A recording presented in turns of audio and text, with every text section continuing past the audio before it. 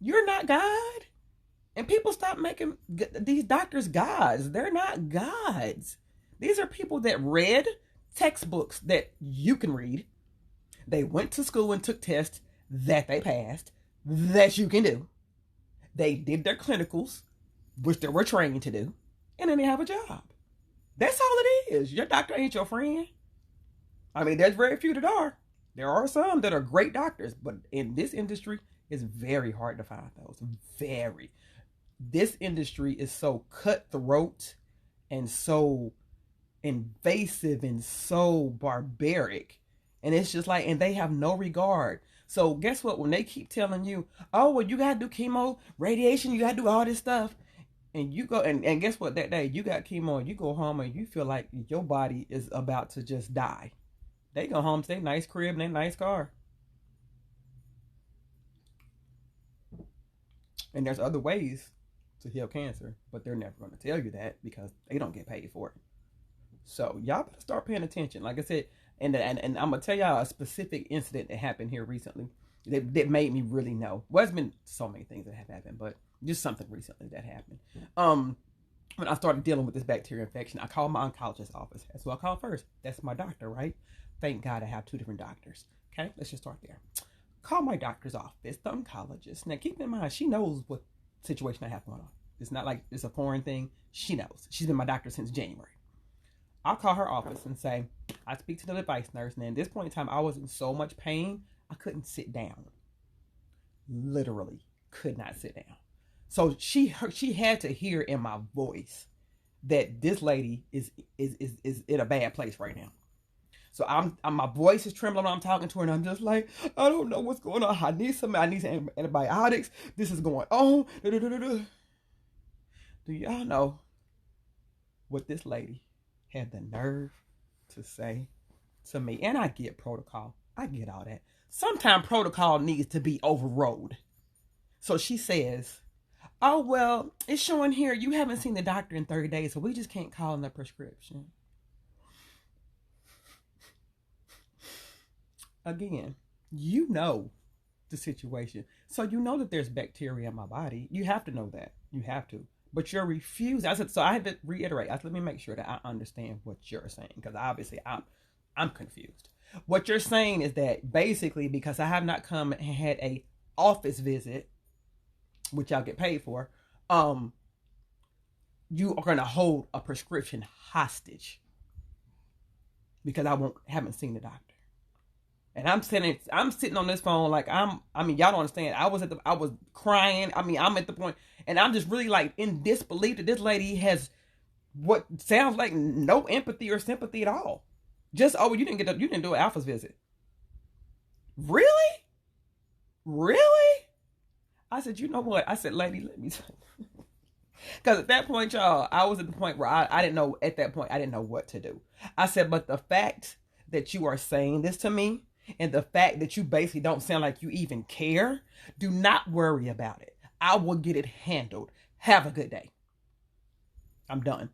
Immediately picked up my phone, called Progressive Medical Center, which is the best place on earth. Called Darian at the front desk. That's my homie. Shout out, Darian.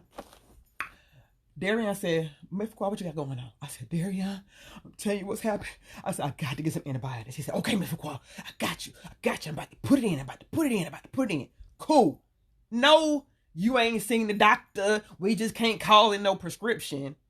You need medication. They immediately call it in. But again, the enemy tried to come. We started that phone call at 9 o'clock in the morning. Darian said, he said, Miss Fuqua, the pharmacy kept saying, we don't have the prescription. We don't have, and I'm like, he's like, I'm sending it.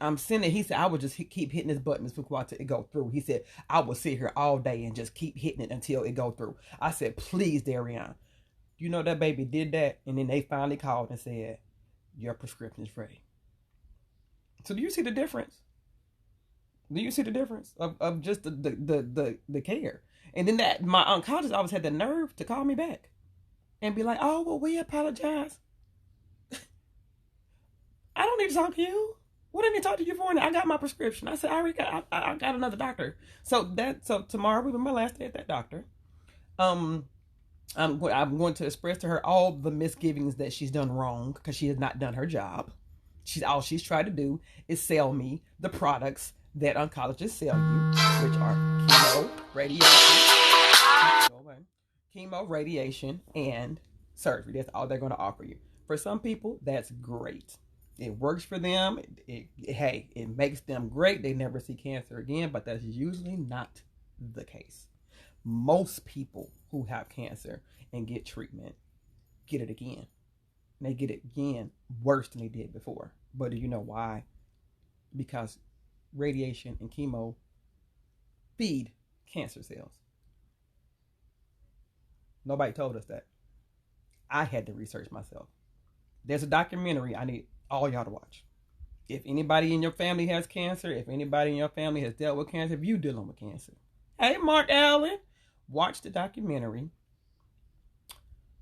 The Truth About Cancer, by Ty Bollinger, Tybollinger. So, this is a guy who had a lot of cancer in his family. He couldn't figure out why. Like, why is everybody in my family getting cancer? So he said he just started researching. He just started traveling the world, talking to scientists and doctors and doing all kind of stuff. And he started learning all these different things. So when I looked at the documentary at the first 15 minutes, he talked about the fact that, just logically think about it.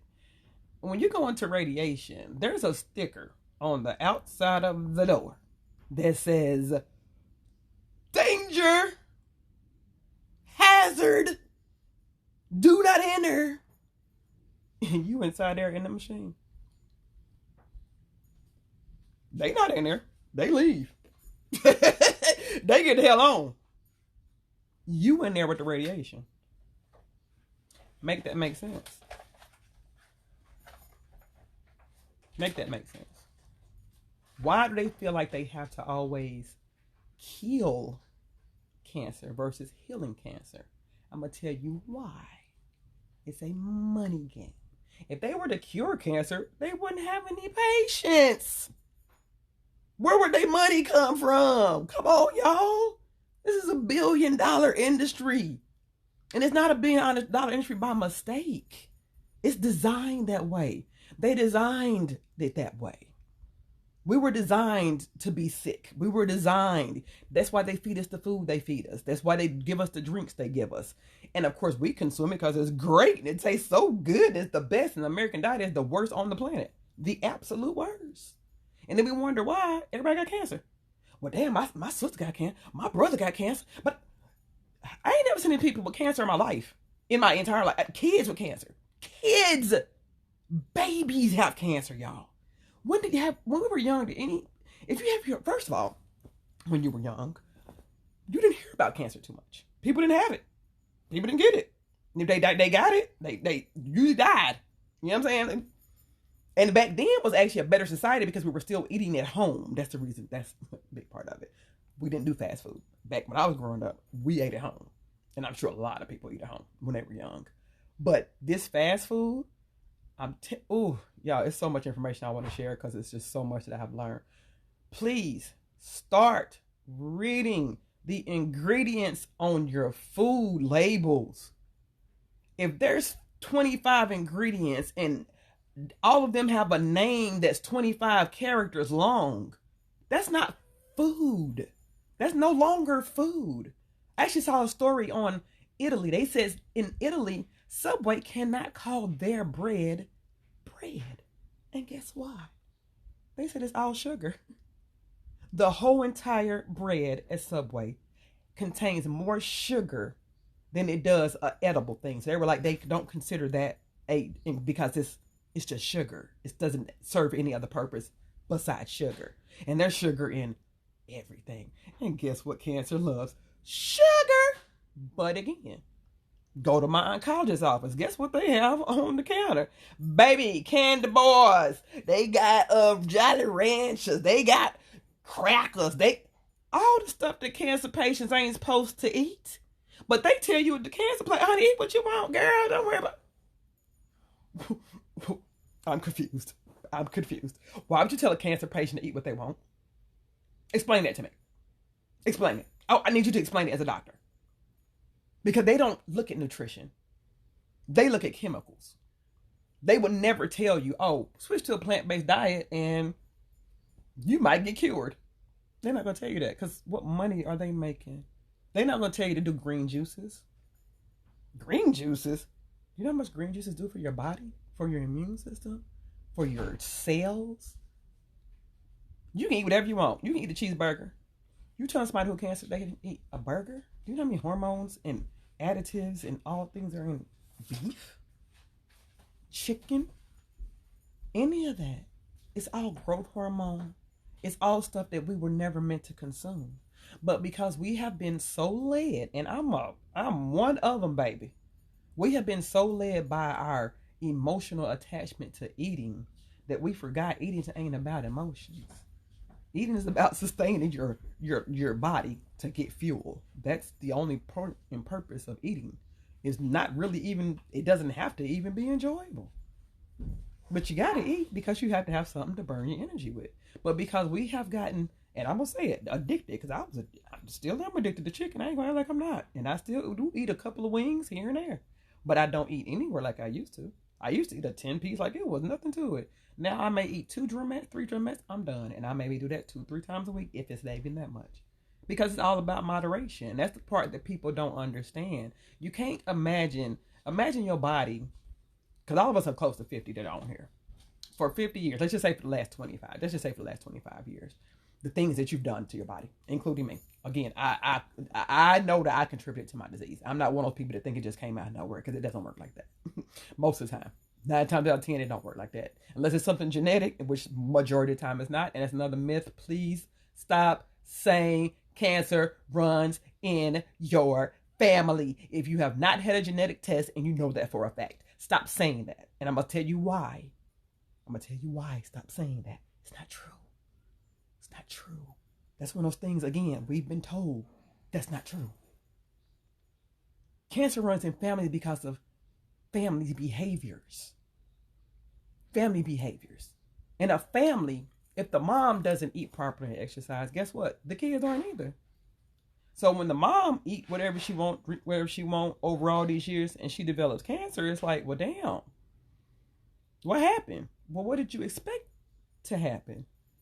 You have not provided your body with any proper nutrients because most of our diets do not have nutrients because most of us eat empty calories that contribute nothing to our cell development, none of that. And it's another thing. Please stop saying cancer ain't no mysterious disease. It is damaged cells. Simple as that. Stop making it more than what it is. It's cells that are damaged that are replicating many times and spreading throughout your body. That's all it is. It's not no mystery of it's the cancer. Cancer is cells. And guess what? Your cells regenerate every 90 days. So guess what? If you feed your cells all the right stuff for 90 days, guess what's going to happen? That's what happened to me the last time. Mine went down to residual cancer cells in 3 months by a lifestyle change. I literally stopped sugar. I stopped processed food. I juiced every day. I exercised. I did everything that and in those 90 days, that I had, when I first went in, I had stage 3. I had a tumor, and it was in my lymph nodes. Okay, they did radiation, which didn't do nothing. Of course, it shrunk it by 2 centimeters. Ooh. So now they want to do surgery and chemo. I'm not doing that. I don't want to do that. I'm not going to do that. That's when I start seeking out other ways. And y'all have no idea. There's a whole world of people healing from cancer naturally that you have never heard of, because that's not something they want you to know. I'm a part of many a group. These are real people who are really healing themselves of cancer and not to return ever again. But of course, again, they're not going to tell you that. There's protocols. Start just Googling protocols, cancer protocols. Because there's a couple of them out there that, even me, I was amazed, like, what the hell? But it makes sense. And I'm going to give y'all one because y'all probably be like, what the hell? This man, I'm sorry, I read his story. His name is Jim Gordon. I think you can Google him. But his name is Jim Gordon. Basically, he had cancer. He got treatment, and then it came back, of course, everywhere, because that's what it does. He had it on every. He said pretty much it was touching pretty much every organ in his body. And they were like, well, it's pretty much nothing we can do. I mean, it's too much cancer to try to, there's no treatment we can give you. So he was like, well, they was like, so you can just kind of just start, planning your life out and, be ready to say bye. And he's just like, okay. So he said he was a part of an alumni group on a Facebook group. And one of the members was a veterinarian. And he was like, so he had told his story to the group. And so what the veterinarian said, well, can you give me a call? I got something I want to run past you. And he was like, okay. So he calls the veterinarian, and the veterinarian was like, and now, what I'm going to tell you is going to sound beyond crazy. It's going to sound like the most craziest thing you ever heard, but I'm telling you, it works. He's like, okay. He said, your cancer can cure by using a dog dewormer. What? Rewind back. A what? A dog dewormer that you get off Amazon. Wait. Wait. What you mean? You take dog dewormer and it cures your cancer? Okay, so I'm gonna have to tell y'all the story. So he said, he talked he said, well, I ain't got nothing else to lose. I might as well try it. He said he started taking 4 days on, 3 days off. He started taking vitamin E, CBD, and one more thing. It was only 4 things he was taking. So he was also in a chemo trial.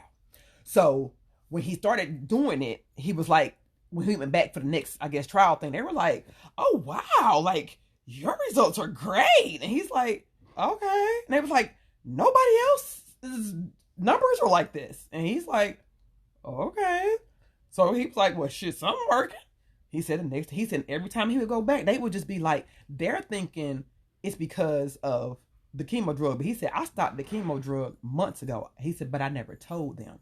He said, I let them assume that it was their chemo drug. He said, but I had stopped taking the drug a long time ago, so it had to be the dog dewormer. And when you really think about it, and when I read that, it made sense. Cancer is was back in the day considered a parasitic disease. I never knew that. Again, learning so much. So cancer can come from different things. And people would always be like, well, what's your origin? What? What's your origin? I don't even know what that means. But now I understand it. Because most people's cancer has an origin. And the origin is either, like you said, hereditary, it's something viral, it's some type of bacteria, it's some type of parasite. It's something your body is not supposed to be there, basically. And that is what allows the cancer to grow inside your body. So instead of going in there and trying to kill all my good stuff and my bad stuff, because you killing all my good stuff, like what am I gonna do? Because imagine if I was on chemo when I had this bacteria infection, I wouldn't even be here talking to y'all right now, because I probably wouldn't have made it. My immune system wouldn't have made it. And I thank God. Look at God. Obviously, my immune system is the bomb, because it has been dealing with this since last year. So that's saying a whole lot. I mean, so people like, you immune compromised. I said, no, y'all don't understand, baby. I've been doing this COVID thing that got people on that immune. I've been doing that. When I got cancer the first time, I knew about immune support because I had to learn. No, I didn't have. I had to learn. I didn't just go by what the doctor told me. I just didn't say, oh, well, the doctor said this, the doctor said that. The doctor told me not to do my appointments at Progressive. They told me not to do vitamin C. She said, well, I just think because it's going to interfere with the chemo. I've read several studies, and none of them say that. All of them say that vitamin C is actually a substantial way for the chemo drugs to work better. And also it helps people with their side effects. But because it's not something that you're going to get paid for, you're going to tell me, don't do it. Girl, bye. And that's probably why I'm sure she don't like me anyway at this point, because I don't bow down to the doctors. I don't. And I'm just not a bow down person anyway. But doctors, I think it's another level just because they have that godly superiority complex. And I've come across a whole lot of them, especially going through this. And the sad part about it, most of them have been men, and they have had the worst bedside manner I have ever experienced in my life. There have only been 2 or 3 doctors that have really made me feel like, okay, you actually really do give a damn. Like one of them was a surgeon, and he told me, he said, your doctor recommended this surgery, but as a surgeon, I wouldn't even do this surgery on you. That's saying a lot. That's saying a lot. Because that letting me know that this doctor is recommending this to me, but this surgeon is like, no. And I told her no. And she was really, to this day, she is still freaking asking me if I'm going to have the surgery. I said, bitch, how many times? And that's what I want to say. I'm sorry, Lord. Forgive me.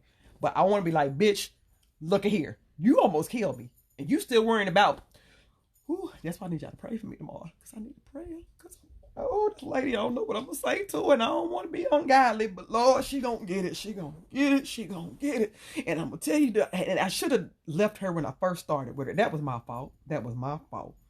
Because when she made the comment, when I was contemplating whether or not I wanted to do chemo, I was really going back and forth because I really didn't want to do it because I already knew that it was nothing but toxic. I already knew. I knew the radiation is what caused the second cancer. This documented. It's not making up. It says it on the thing. It fuels future cancers. Okay? They don't tell you that before they give it to you. Of course not. But you go back and read it for yourself, and it says fuels future, which means they already know. And I would always be like, they'd be like, oh, you'll be back since coming back. How y'all know that? Now I know. Now I know. Because they know what they giving you is going to keep making you come back. And that's what was disturbing to me too. Oh, I'm going to go back to that story about the chemo. I'm contemplating as a patient, okay? I said, well, I don't really know if I'm going to do this chemo. I know how toxic it is. Instead of her being a doctor and saying, well, let's look at the pros and cons, maybe we could do some natural, some conventional. Y'all know what she said? I don't make money off chemo, so, that's your choice. Huh? Did I mention anything about money? I'm talking about trying to get something to save my life. And you're talking about you don't get paid off of it. What? Well, that $658,000 bill that I got downstairs, bitch, somebody got paid. You think I'm that stupid? You think that I don't understand that you're doing chemo in your office and you're not getting anything for it? Girl, sit down. Who do you think girl? But I said, you know what? I don't let too much pass. And I told my mom, I said, 2021, that's over. Them days is over. If it's an issue, I'm bringing it. I'm a person that always let things go. I kind of be like, well, it's not that big of a deal. No, not doing that. We're addressing it. That's why she no longer be my doctor. I've already talked to somebody about a doctor that's a great doctor. Going to be with them. I'm going to stay with Progressive because I still have my my naturopathic doctor. But this is just shown. This is an evil industry. It really is. The cancer industry is evil. It is so evil. And the man who helped me the first time go natural, when he started explaining stuff to me, I was just like, oh my God. And he was like, I just learned this stuff because I went through it. He said, I went through all this stuff. He said, and he said, the crazy part, he said, that's what they going to do. He said, when they see that you're not going to do the treatment, because he already told me the stuff they was going to do. He said, when they see you're not going to take the treatment, he said, but they're going to start doing is trying to get you to do scans so they can make money off the scans. Because keep in mind, my bill is $658,000. That's only chemo and scans. That's not anything else. That's nothing else. That didn't even include a surgery. Make that make sense. Make that make sense to me. I just don't understand. I don't understand it, and it ain't for me to understand. But like I said, I and the industry is just is corrupt, and I pray to God that somehow I don't know what would happen because it's almost like it's so corrupt that it's so much greed involved in the medical industry. It's so much greed involved, and I'm gonna tell you, I had and I ain't gonna call no names, but I had one of my doctor's nurses pull me to the side. And that's another thing that made me open my eyes. She said, you do know that your doctor's a millionaire. I saw. She's a cancer doctor. She was like, no, honey, no. She sees about 40 to 50 patients a day. What? Oh, hold on. What you mean she sees 40 to 50 patients a day? That made me start paying attention. Because all you do is come into the thing. Oh, how you doing? Yeah. How you feeling? What's your pain level? Whatever it is. What's your side effects? This happened, this happened, this happened. Okay, well, your next chemo is scheduled for such and such. Okay. So, of course, you can do that all day. What you talking about? That's why she couldn't stand me. I'm like, oh, wait a minute, hold on. I need to ask a question about such and such. No, wait a minute. You need to ask, I need to find about such and such. And I could tell I would irritate the hell, but I don't give a damn. We not friends. This is my health. We not friends. This is a business. This is a for-profit. Let's please understand. This ain't a non-profit business. This is a for-profit business. This ain't your friends.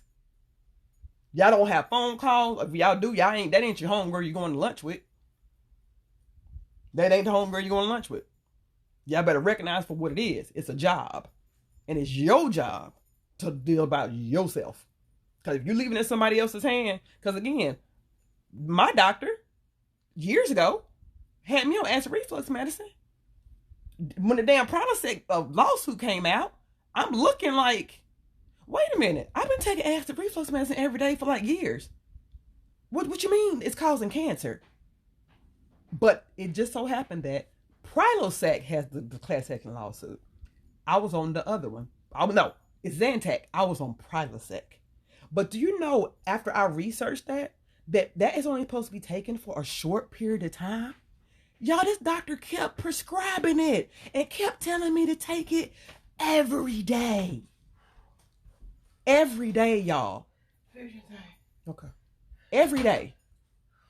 And so now you're seeing that people are getting cancer because it was never supposed to be taken that long. So do y'all see why you cannot just trust what they say? Another prime example. I used to have heart palpitations that were caused by, I can't say what it was caused by because it was involving partying. But anyway, I started having heart palpitations. So I used to take a medication for it, okay?